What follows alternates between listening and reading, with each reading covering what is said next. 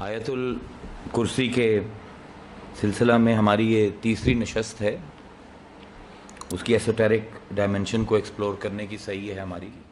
جو پہلی نشست تھی اس میں ہم نے آیت الکرسی، حضور کی ایک حدیث مبارکہ ہے کہ آیت الکرسی سید الآیات ہے، اس کو ہم نے ایکسپلور کیا تھا کہ قرآن مجید جو کہ خود سید القطب ہے، تمام کتابوں کی سردار ہے، اس کی 6666 جملوں میں آیت الکرسی کو ہی کیوں سید الآیات منتخب کیا گیا.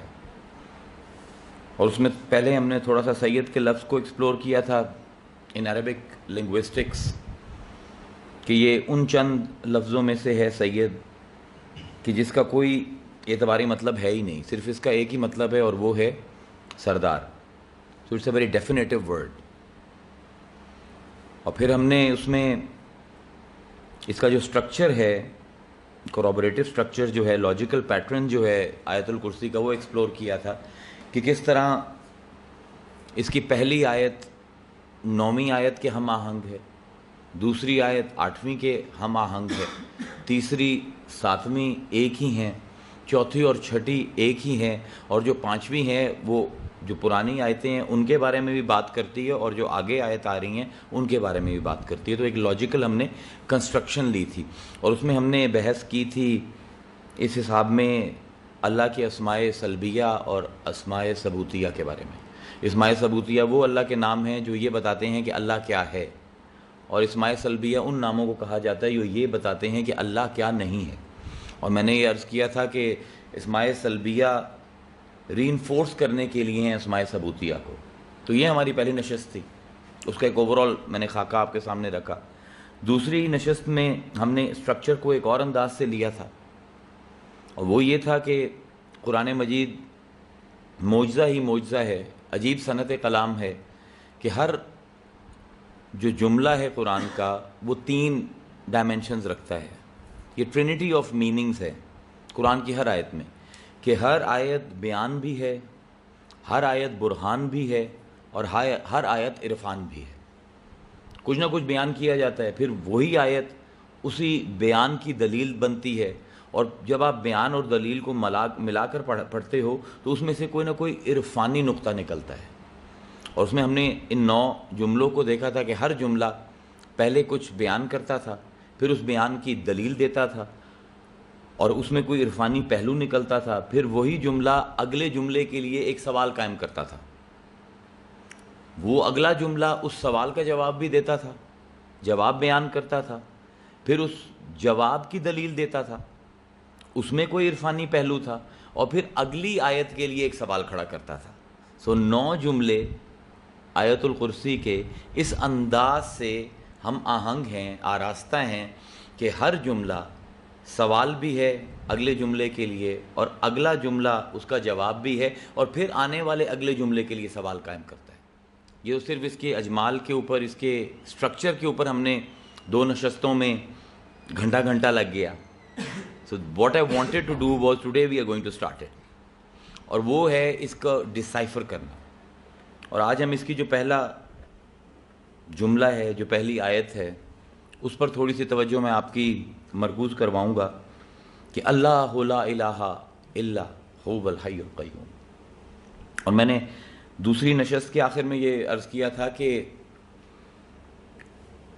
یہ جو پہلا جملہ ہے آیت الکرسی کا، اس کے اندر ایک بہت ہی لطیف رمز پائی جاتی ہے لنگوسٹک اعتبار سے، نحوی اعتبار سے. وہ یہ ہے کہ آیت الکرسی کا یہ پہلا جملہ، اس کو عربی زبان میں جملہ اسمیہ کہتے ہیں.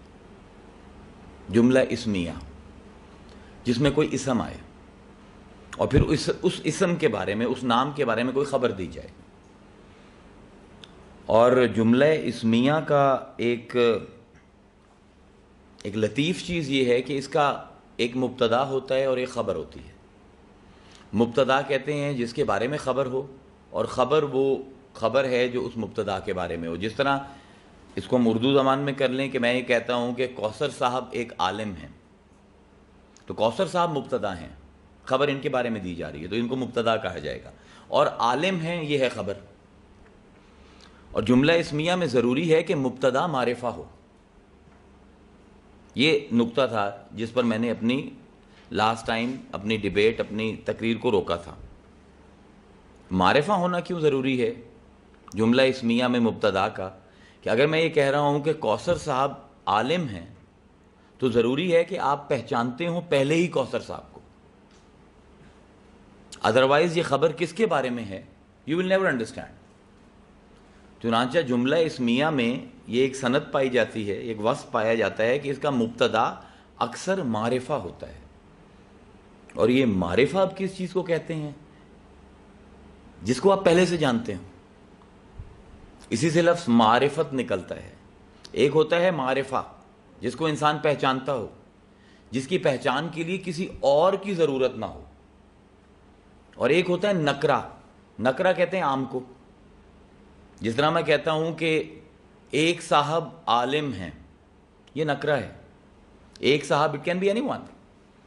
لیکن جب میں کہتا ہوں کوثر صاحب عالم ہیں تو یہ معرفہ جملہ ہے. یہ جملہ اسمیہ معرفہ ہے کیونکہ آپ کوثر صاحب کو پہلے جانتے ہیں. تو اللہ کہہ رہے اللہ لا الہ الا ہوا الحی القیوم.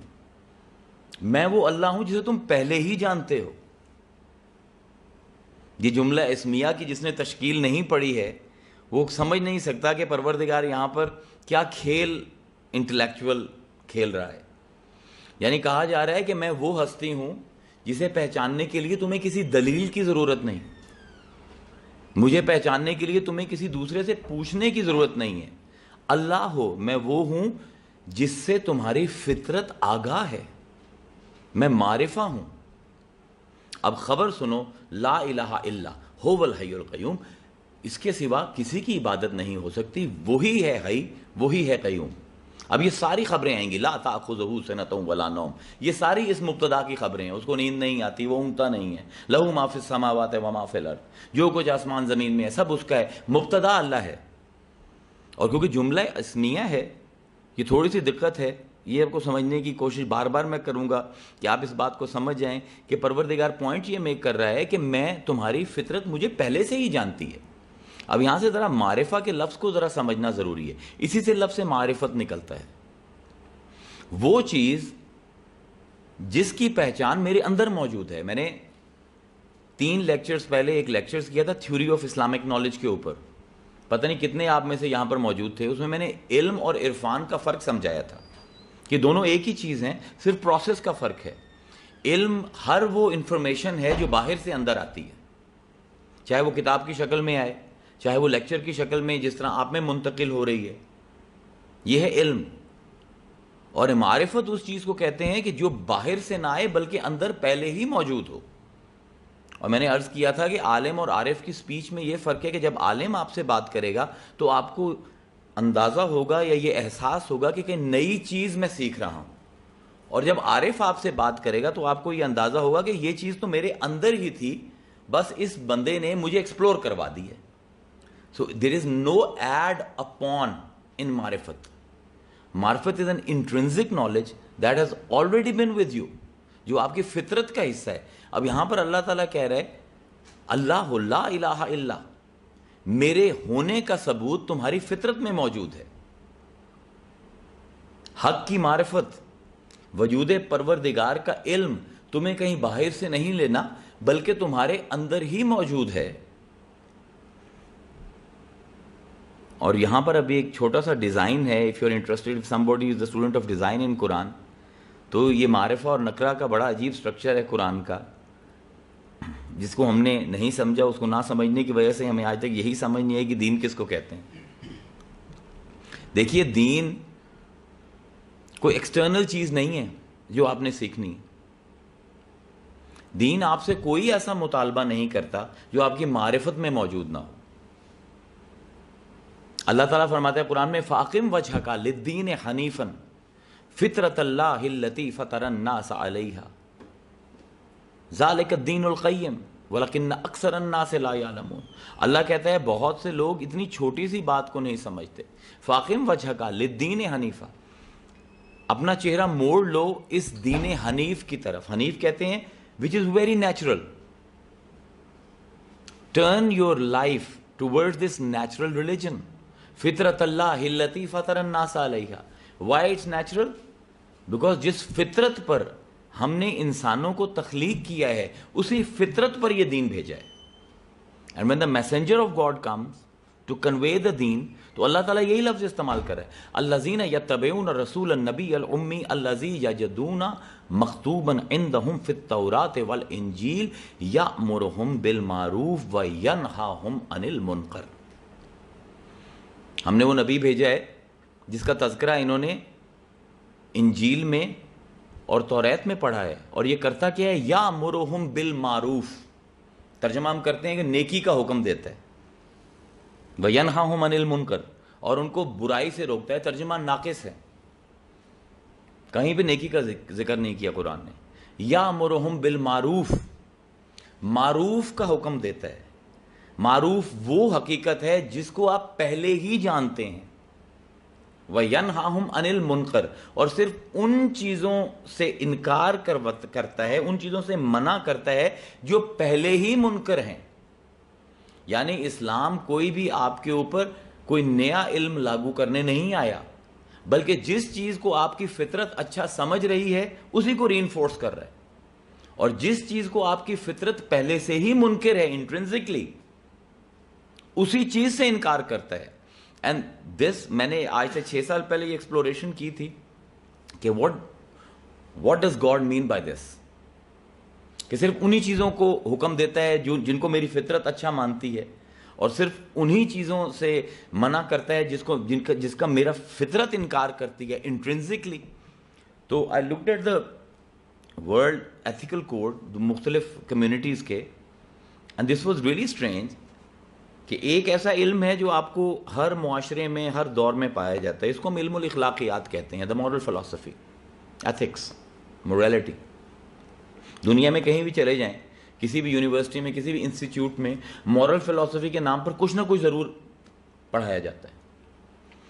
اور اگر آپ ویسٹ کی مورل فلسفی دیکھیں, یا ایسٹ کی مورل فلسفی دیکھیں, یا عربز کی مورل فلسفی دیکھیں, یا پرشینز کی مورل فلسفی دیکھیں, تو بظاہر ہمیں یہ لگتا ہے کہ they are very different, they stand in opposition to each other. لیکن اگر آپ تھوڑا سا تجزیہ اور تحلیل کریں, تھوڑی سی پرتیں ہٹائیں, تو آپ کو اندازہ ہوگا کہ سب کے سب اصول ایک ہیں سب کے. there is no difference.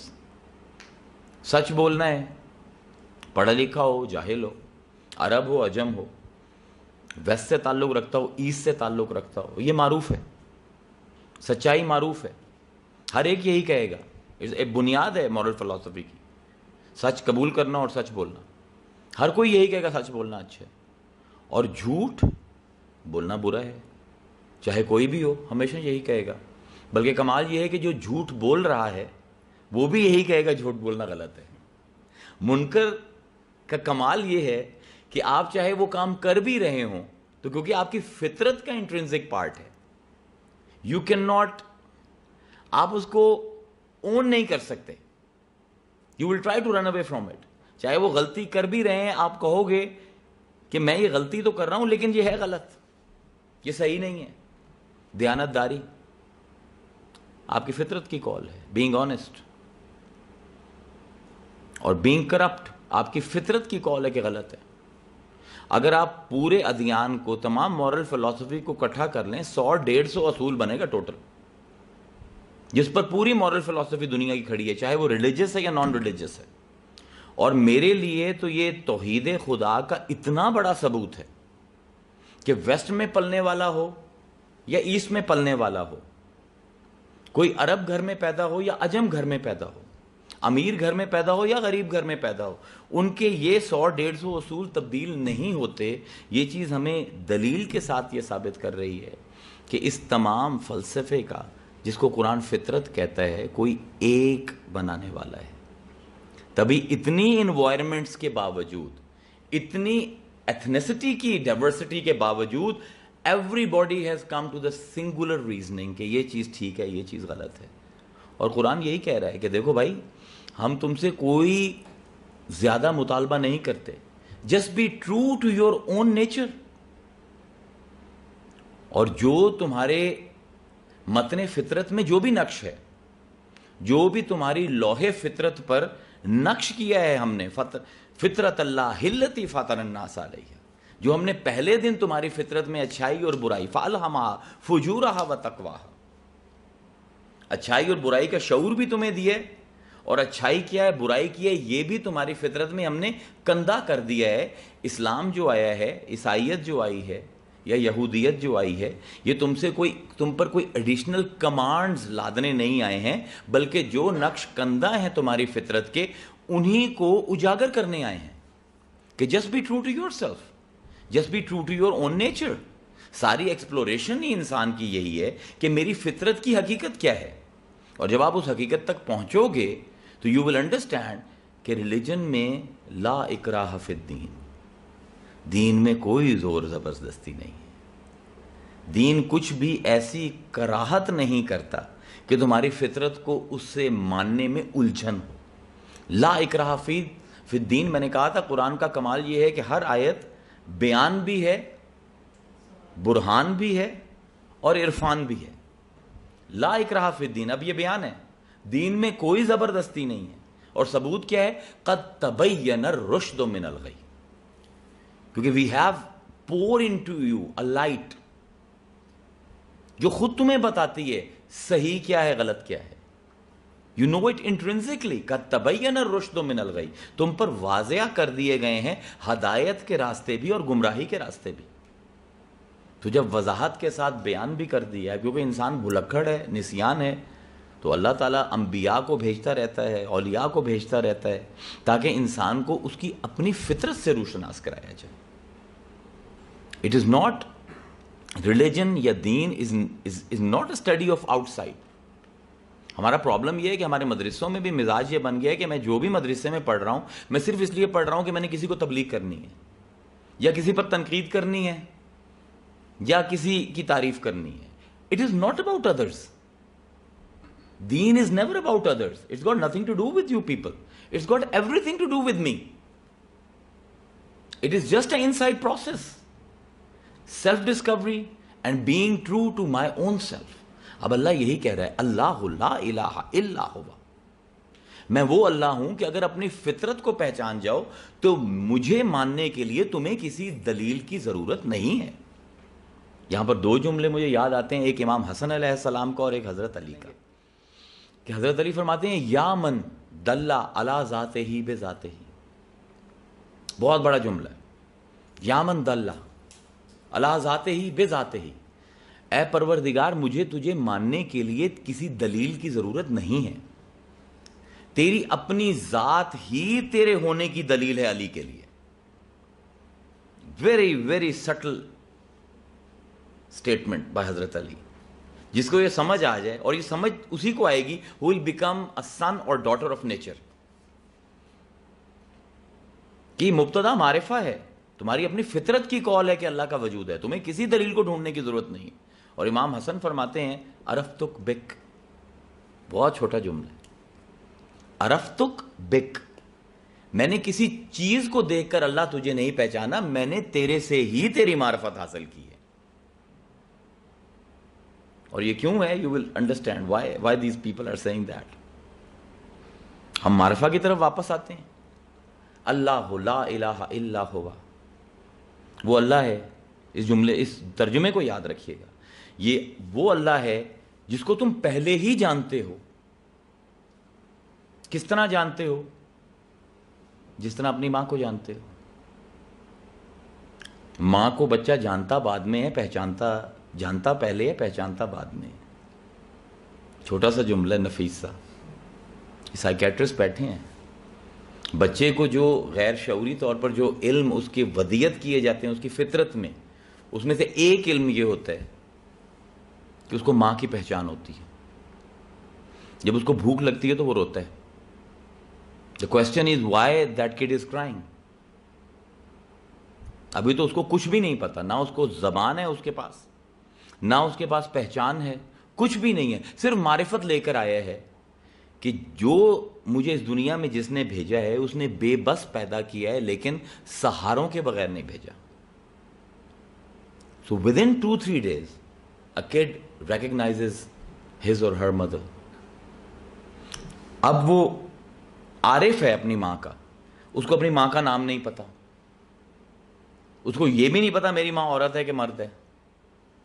اس کو یہ بھی نہیں پتا ہے میری ماں کی عمر کتنی ہے, میری ماں جاہل ہے یا عالم ہے, میری ماں قریشی قبیلے سے یا سید قبیلے سے, کچھ نہیں پتا اس کو. اس کو صرف یہ پتا ہے کہ میری ماں ہے. اب اس بچے سے اگر آپ پوچھیں, میں ایک دفعہ عرض کیا تھا یہاں پہ, بلکہ تیمور بھائی اور میں نے آج سے کوئی 6 سال پہلے ایک بحث بھی کی تھی, اور میں نے ان سے عرض کیا تھا کہ اگر آپ پیدا ہونے والے بچے, اور جب تک وہ سن بلوغت کو پہنچتا ہے 14-15 سال, صرف اس کو سٹڈی کر لیں تو پورا دین آپ کو سمجھ آ جائے گا. آپ کو زیادہ گرو اپ کرنے کی ضرورت ہی نہیں ہے.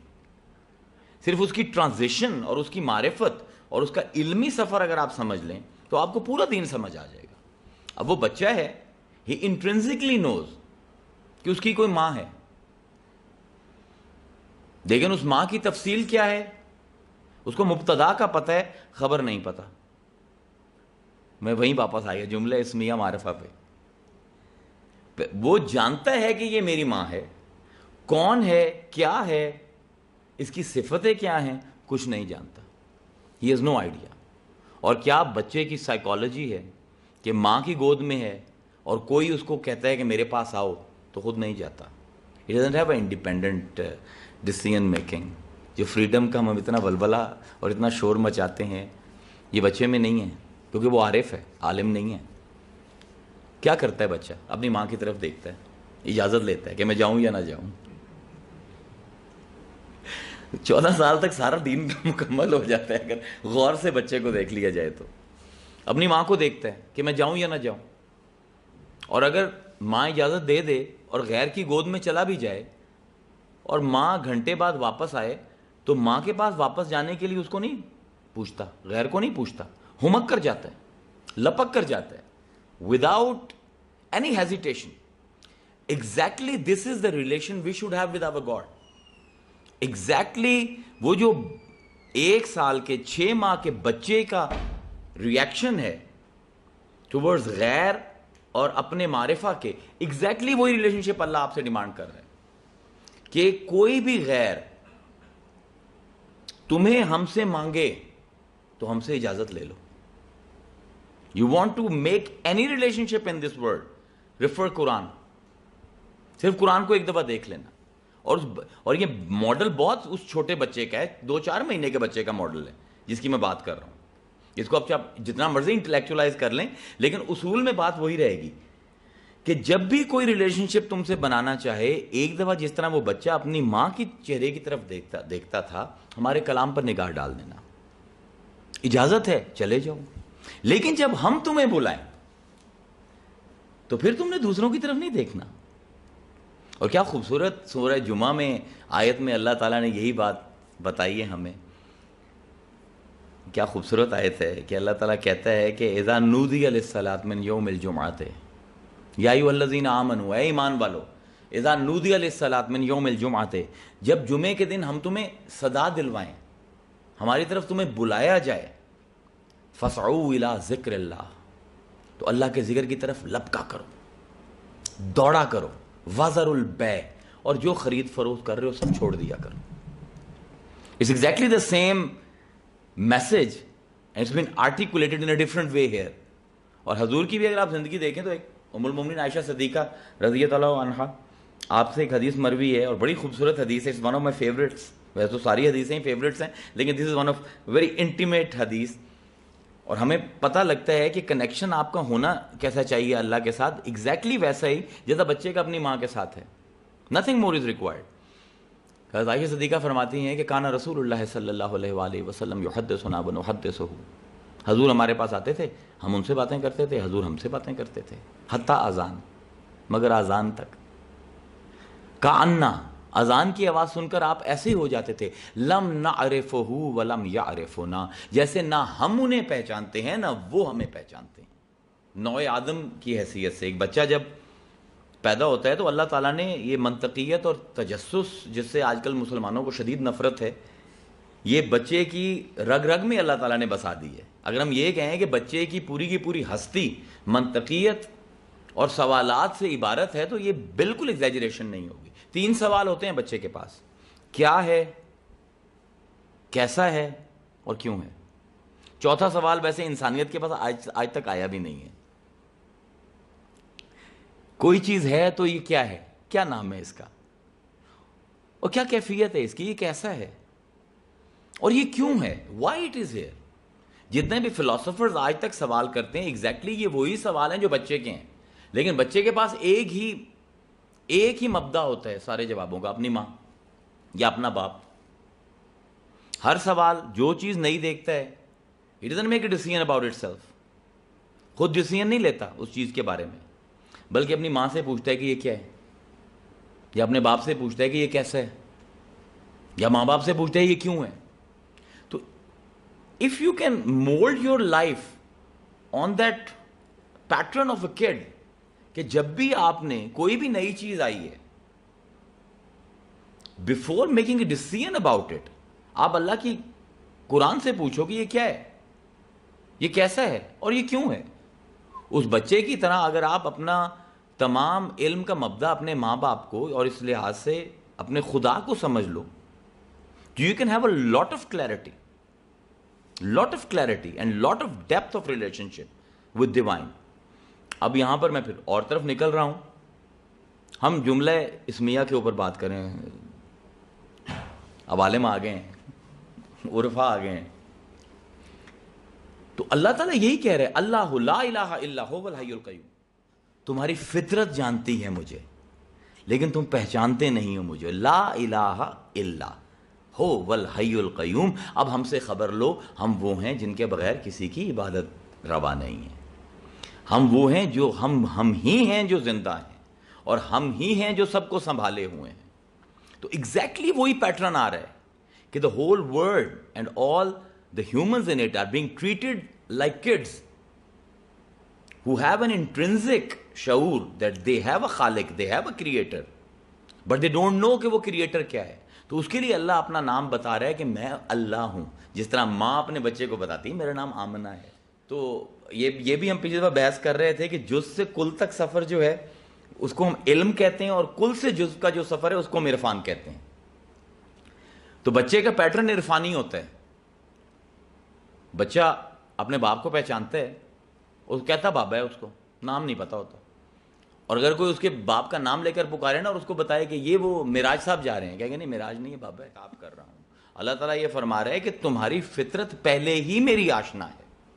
اگر تم میرا ہی انکار کر رہے ہو تو حقیقتاً تم اپنی فطرت کا انکار کر رہے ہو. You are not distance from me, you are distance from yourself. تم نے کیونکہ اپنی فطرت کو ہی آج تک ایکسپلور نہیں کیا ہے تو تم دلیلیں ڈھونڈتے ہو میرے وجود کے لیے. اگر اپنے آپ کو سمجھ جاؤ تو تمہیں علی کی طرح کہنا پڑے گا یا من دل علی ذاتہ ہی بذاتہ ہی, اور حسن کی طرح کہنا پڑے گا عرفتک بک, مجھے کسی چیز کی ضرورت نہیں ہے تجھے پہچاننے کے لیے, میری اپنی ذات گواہ ہے. تو اللہ تعالیٰ کو اتنا علم ہے, ظاہر ہے اس کو تو سب علم ہے, لیکن اتنا علم ہے کہ خالق کے بارے میں کم از کم مذہبی لوگ گمراہ نہیں ہوں گے, معبود کے بارے میں گمراہ ہوں گے. جتنی بھی بحث ہے مابین ادیان وہ خالق پر ہے ہی نہیں. آپ کا ہمسایہ ملک ہے بھارت, وید کا فلسفہ ہے, وہ بھی کہتے ہیں برہما ایک ہے, اور برہما کی نہ کوئی تصویر ہے اور نہ ہی کوئی خاکہ ہے, اور نہ ہی کوئی مندر ہے جہاں پر آپ نے برہما کی پوجا کرنی ہے. Brahma is form less, shape less, is every where. You can not confine Brahma in any shape. لیکن معبود کون ہے, الہ کون ہے, اس پر بحث ہے. وہ کہتے ہیں جی خالق تو وہ ہے برہما, اس نے ہمیں بنا دیا ہے, لیکن یہ جو ہماری فصلیں پک رہی ہیں یہ خدا دے رہا ہے, یہ جو ہمارے بچے پیدا ہو رہے ہیں یہ خدا دے رہا ہے, یہ لکشمی ہے یہ ہمیں پیسے دے رہی ہے, اس سے ہم ڈرتے ہیں, یہ بڑا خطرناک وہ کالی دیوی ہے یہ عذاب لاتی ہے ہمارے اوپر. یعنی دے بلیو دیٹ خالق از ون. اللہ کے اوپر کسی کو اعتراض نہیں ہے, اللہ کی یکتائی پر ہر کسی کا, مطلب کم از کم دین میں ہر دین اس کو مانتا ہے. جو آپ کی بحث ہے وہ یہ ہے کہ کیا نعمتیں دینے والے کوئی اور ہیں اور بنانے والا کوئی اور ہے. تو اس لیے اللہ یہاں پر فرما رہے اللہ لا الہ الا, میں وہ اللہ ہوں جس کو تم سب دین والے پہچانتے ہو. ہاں تم جہاں پر پھنستے ہو تم سمجھتے ہو کہ تمہیں دینے والا کوئی اور ہے اس لیے عبادت اس کی واجب ہے. تو یہ سمجھ لو کہ جو بنانے والا ہے دینے والا بھی وہی ہے. هو الحی القیوم, زندگی کا منبع بھی وہی ہے اور سنبھالنے والا بھی وہی ہے. سو بیسیکلی اس چیز کو ٹیکل کیا ہے قرآن نے اس میں. اب یہاں پر جو یہ لفظ اللہ ہے, I just want you to understand کہ کس طرح میں نے تو بات شروع کی تھی نا کہ ہر قرآن کی آیت بیان بھی ہے اور برہان بھی ہے اور عرفان بھی ہے. یہ لفظ اللہ میں یہ تینوں ڈائمنشنز ہیں. صرف اللہ کے لفظ کو اگر آپ تھوڑا سا سمجھ لیں تو آپ کو سمجھ آ جائے گا کہ جو سورہ اخلاص میں کل اللہ نے بیان کیا, قل هو اللہ احد اللہ الصمد لم یلد ولم یولد ولم یکن لہ کفوا احد, اس سارے کو اگر آپ نے سمرائز کرنا ہے ایک لفظ میں تو وہ لفظ اللہ ہے. It's very interesting. اللہ الصمد ہم ترجمہ کرتے ہیں اللہ بے نیاز ہے, حالانکہ صمد کا ترجمہ سامنے بیٹھے ہوئے ہیں متکلمین میں سے ہیں, صمد کا ذرا گہرا ترجمہ ہے لیکن ہم اسی سے ہی چلتے ہیں.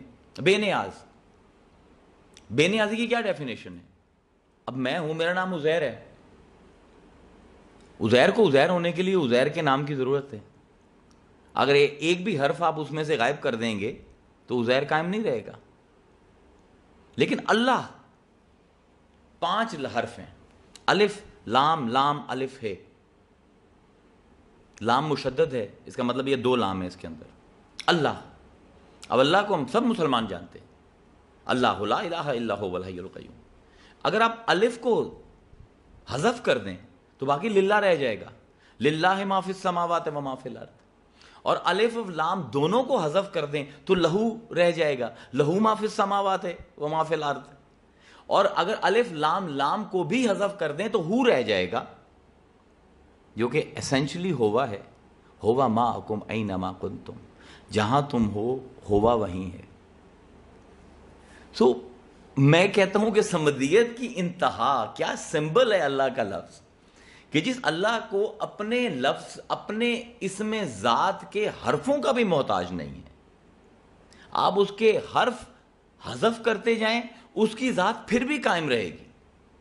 اسی لیے وہ حضور کی حدیث مبارکہ حضور نے فرمایا کہ اللہ فرماتا ہے کان اللہ ولم یکن معہ شیء, قل هو اللہ احد. اب احد کو سمجھیں, سمد کو تھوڑا سا سمجھیں تو احد کو بھی سمجھ لیں.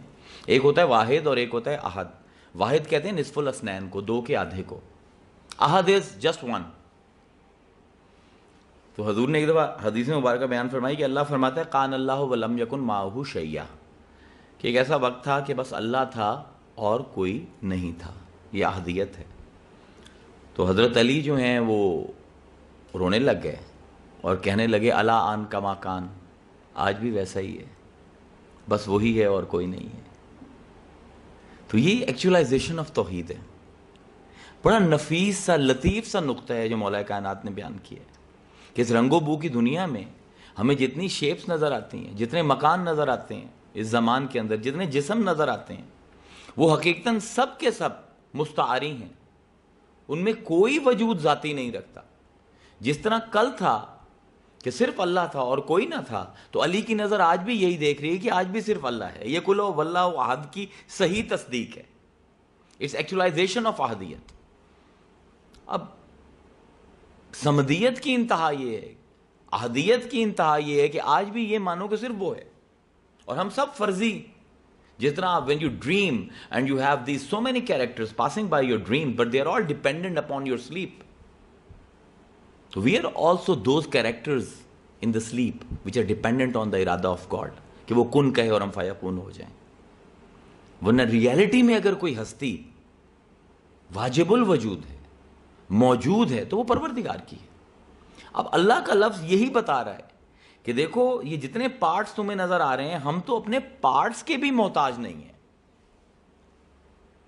کہ جس طرح ایک فلسفہ ہے کہ God is the some of all parts, کہ بدھزم میں تھوڑی سی ہمیں یہ ملتی ہے اس کی شواہد کہ جی ہم سب جو ہیں وہ ایک ہی ریالٹی کے پارٹس ہیں اور ہم سب کو جمع کر دیا جائے تو it will be a whole. تو اللہ یہ بتا رہا ہے کہ میرے نام پر ہی غور کر لو, اگر اللہ, تو میں تو اپنے نام کے حروف کا محتاج نہیں ہوں. اگر حروف حذف بھی کرتے جاؤ تو میری ذات پھر بھی رہے گی.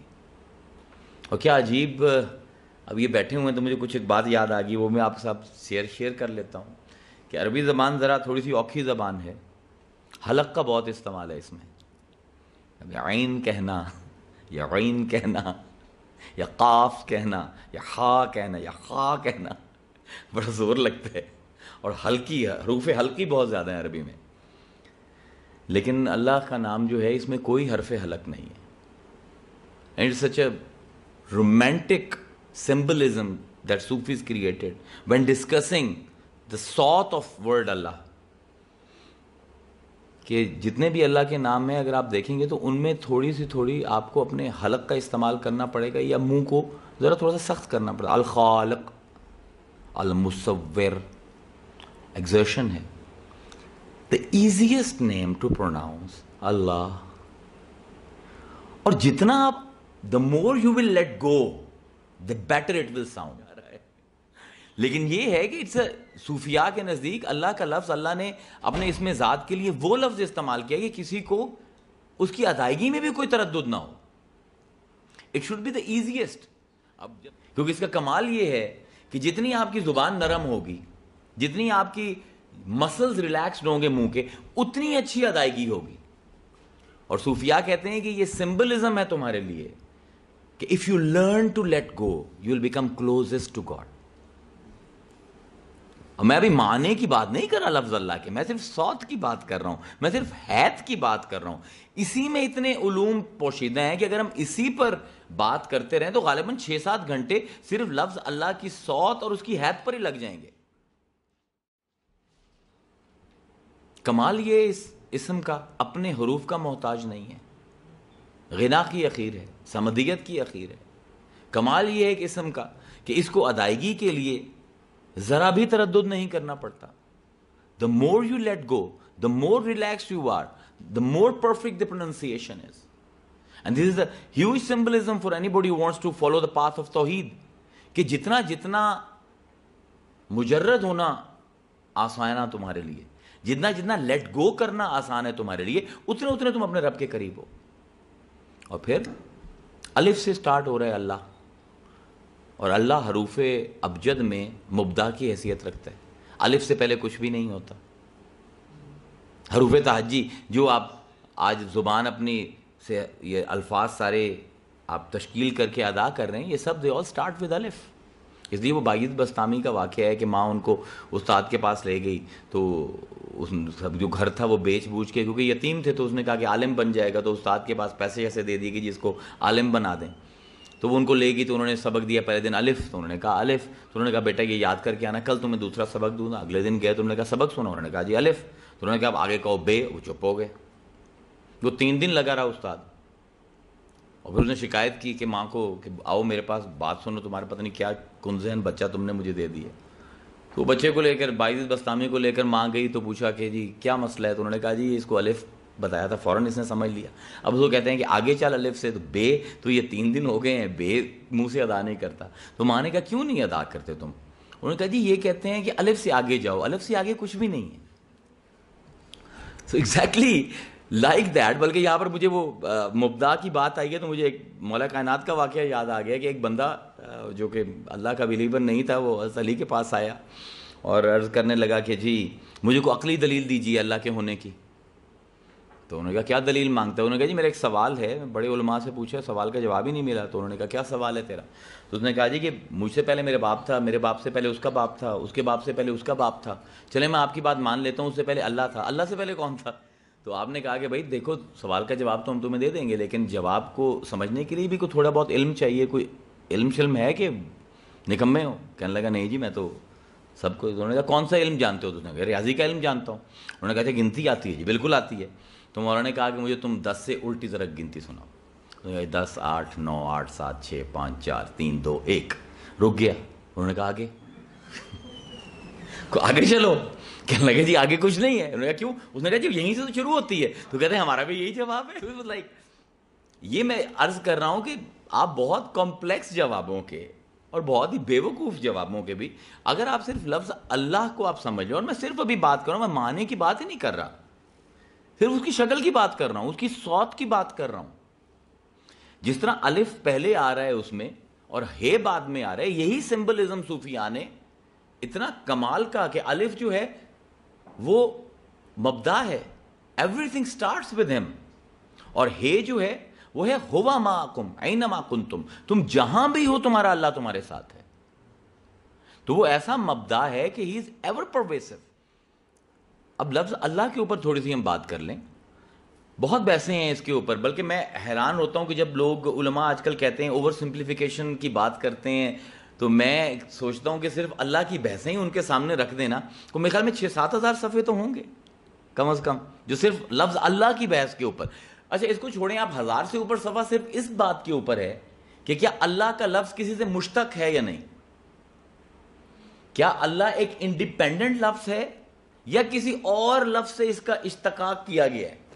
اس کے اوپر 1000 سے اوپر صفحہ ہے. مجھے نہیں سمجھ آتی کہ کون سے سمپل اسلام کی آپ بات کرتے ہو, لفظ اللہ پر اتنی بحث ہے. اب سب سے پہلے جو لغت لکھی ہے جنہوں نے, ان کا نام خلیل ابن احمد ہے, العین کے نام سے ان کی لغت ہے.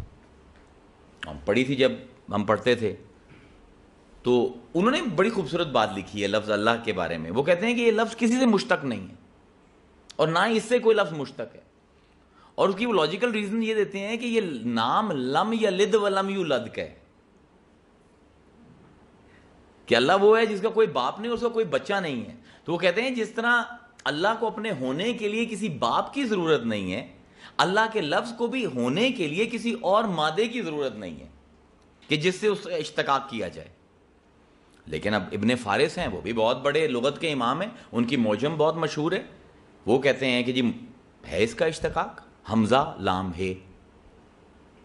وہ کہتے ہیں حمزہ لام ہے سے مشتق ہے اللہ, اور اس کا وہ معنی لکھتے ہیں تعبد, جس کی عبادت کی جائے, جس کے علاوہ کسی اور کی عبادت نہیں ہونی چاہیے, اس کو اللہ کہتے ہیں. اب مدرسوں میں گھمسان کی بحث ہوتی, کسی مدرسے میں چلے جائیں جب وہ اشتقاق کے اوپر بحثیں ہوتی ہیں تو یہی ہوتا ہے, ایک گروپ کہہ رہا ہوتا ہے کہ یہ غیر, اس کا کوئی اشتقاق نہیں ہے, صحیح کہتے ہیں خلیل ابن احمد, اللہ انڈیپینڈنٹ نام ہے. دوسرے کہتے ہیں, اور اس کے اوپر بڑی بڑی بحثیں ہوتی ہیں. ایک دلیل جو میں دیا کرتا تھا وہ یہ تھی کہ دیکھیے جتنے بھی اللہ کے اسماء ہیں سارے کے سارے اللہ نے اپنے بندوں کو دیے ہیں مشتق کر کے.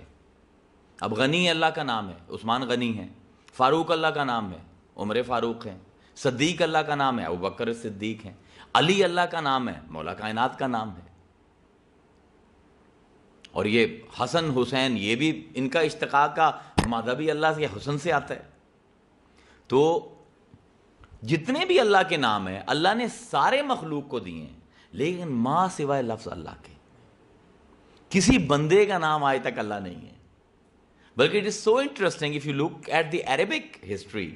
عربی جو تھے جتنے بھی, ان کو اب آج جاہل کہہ لیں, جو بھی آپ کہہ لیں, بدو کہہ لیں, زبان کے معاملے میں ہم سے بہت آگے لوگ تھے.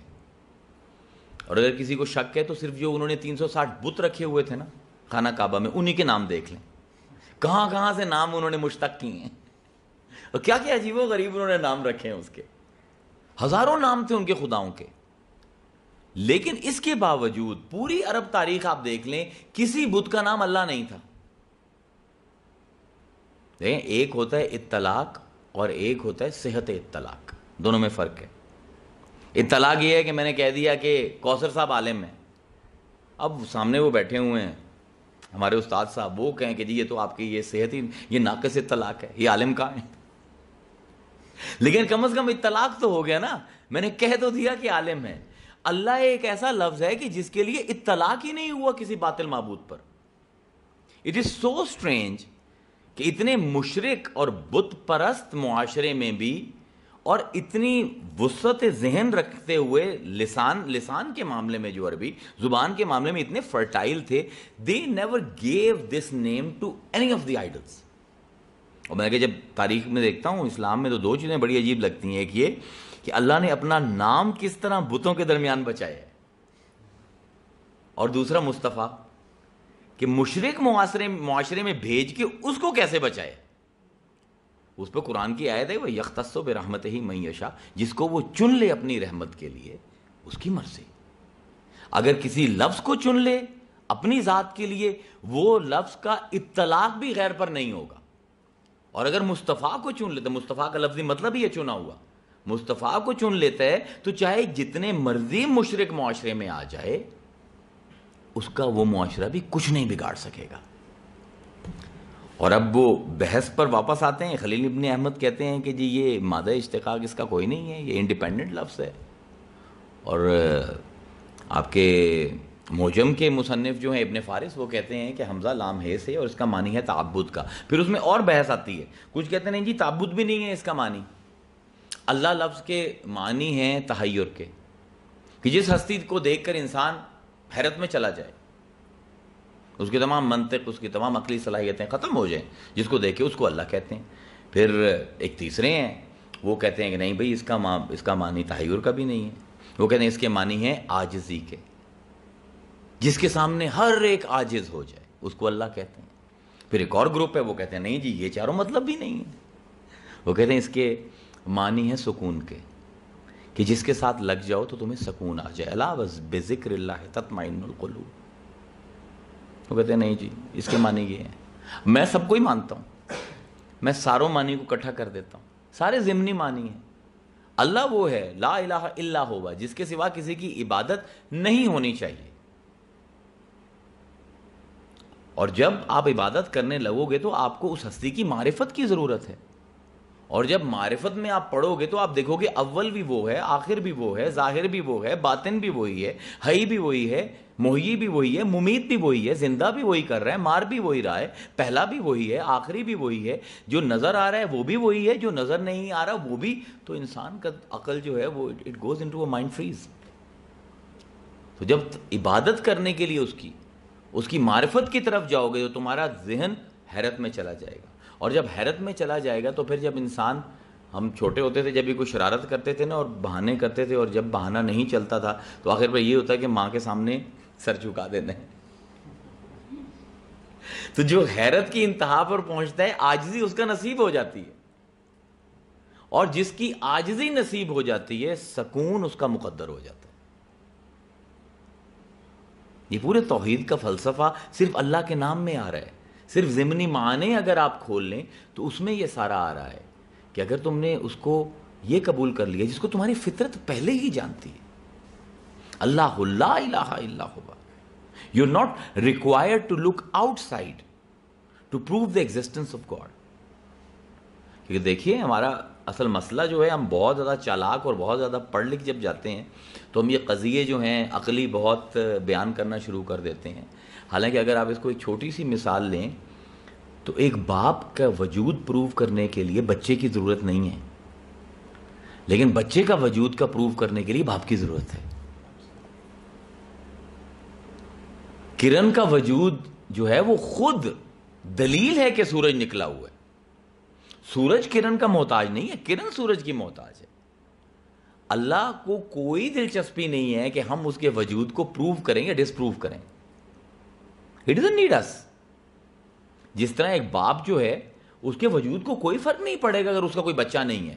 ہاں اگر بچہ پیدا ہو گیا تو لکھنا تو ہے رجسٹر میں فلاں ابن فلاں, کس کا بچہ ہے یہ تو آپ کو لکھنا پڑے گا تاکہ اس کی آئیڈینٹی جو ہے وہ مستحکم ہو سکے, وہ نقرہ نہ رہے, معرفہ ہو جائے.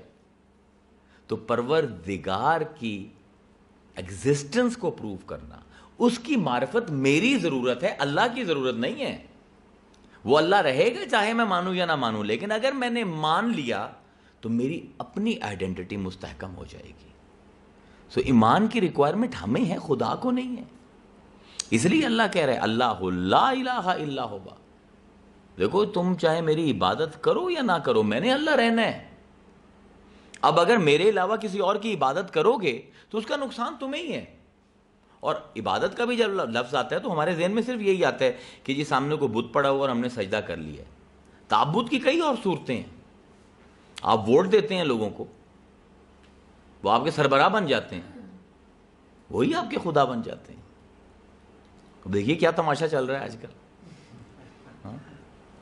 وہ حضرت ابراہیم خلیل اللہ کا واقعہ ہے نا کہ وہ جب انہوں نے پروف کرنا تھا کہ یہ بت کچھ نہیں کر سکتے تو انہوں نے سارے بتوں کو کلہاڑے سے توڑا اور کلہاڑا جو تھا وہ بڑے بت کے کندھے پر رکھ دیا. یہی ہوتا ہے. It's exactly the same design جو ابراہیم خلیل اللہ نے ہمیں قرآن میں دکھایا ہے کہ بڑے کے کندھے کے اوپر رکھ دو, سارا الزام اس پر آ جائے آخر پہ. اور پھر ایک وہ شرک ہے جو ہم اپنے اندر کرتے ہیں. میں عرض کر رہا ہوں اللہ کی recognition is an inside job, شرک is also an inside job. خود اللہ کہتا ہے افرأیت من اتخذ الہہ ہواہ, مصطفیٰ تو نے ایسے بندے کو دیکھا جس نے اپنے نفس کو اپنا اللہ بنا لیا ہے, اپنا معبود بنا لیا ہے. وہاں پہ الہ کا لفظ اللہ پھر استعمال کر رہا ہے. اپنی خواہش نفس کے آگے جھک جانا یہ بھی شرک کی ایک قسم ہے. بڑا خوبصورت شعر ہے کسی بزرگ کا ہمارے, وہ کہتے ہیں کہ ترکت اللات والعزی جمیعا کذالک یفعل اہل البصیر. وہ کہتے ہیں کہ اپنے دل, یہ تیرا دل کعبہ ہے اور اس کعبے میں تو نے اپنی خواہشوں کے عزا اور لات منات بٹھائے ہوئے ہیں. جب تک ان کو نہیں نکالے گا, خالی نمازیں پڑھنے سے کچھ نہیں ہوگا, خالی قرآن پڑھنے سے کچھ نہیں ہوگا. سب سے پہلے یہ جو الہ بنے ہوئے ہیں تیرے, جب تک اللہ لا الہ الا ہوا, جب تک آپ یہی اسرٹ نہیں کر سکے آج تک کہ میں نے عبادت میں کسی کو شریک نہیں کرنا, نہ اپنی خواہش نفس کو, نہ اپنے حکمرانوں کو, نہ اپنے معاشرے کو, بلکہ I am a child of فطرہ. اور جب میں اس فطرت کی آواز سنوں گا تو وہ فطرت مجھے اسی خدا کی طرف لے جائے گا جس کو پہلے ہی وہ جانتی ہے. کیونکہ یہ انسان کی ایک سائیکالوجی ہے کہ کبھی بھی جب میں اجنبی شہر میں جاؤں گا تو آئی ول ٹرائی ٹو لوکیٹ کہ کوئی ایسا گھر مجھے مل جائے. ابھی آپ ٹریولر ہیں شاہ صاحب ول نو, اب یہ چائنا گئے ہوئے تھے تو وہاں پر اگر ان کو کوئی پاکستانی مل جائے ہی ول فیل ویری ریلیکسڈ اور بڑے پرسکون, بیکاز وہ معرفہ ہے ان کا, یہ اس ماحول سے گزرے. تو اللہ تعالیٰ کہتا ہے کہ بچوں انا للہ انا الیہ راجعون, ہم سے ہی گئے ہو تم, تمہارے اصل محرم تو ہم ہیں. الا بذکر اللہ تطمئن القلوب, اگر اطمینان قلب چاہیے تو ہمارے ذکر کے ساتھ لگو. اذا نودی للصلاۃ من یوم الجمعۃ فسعوا الی ذکر اللہ وذروا البیع, جب ہمارا نام لیا جائے تو سب کچھ چھوڑ دیا کرو. بلکہ قرآن نے تو یہاں تک کہہ دیا کہ انما المؤمنون, انما حسر کا صیغہ ہے, انما المؤمنون الذین اذا ذکر اللہ وجلت قلوبہم. اور مومن تو صرف وہ لوگ ہیں کہ جب ہمارا نام لیا جائے تو ان کے دل وجد میں آ جائے. مومن میں اور مسلم میں بڑا فرق ہے. اب آپ سب یہاں پر صاحب ایمان بیٹھے ہوئے ہیں, میں اللہ کا لفظ استعمال کرتا ہوں تو آپ کو ایک حظ, ایک مزہ آتا ہے انسائڈ.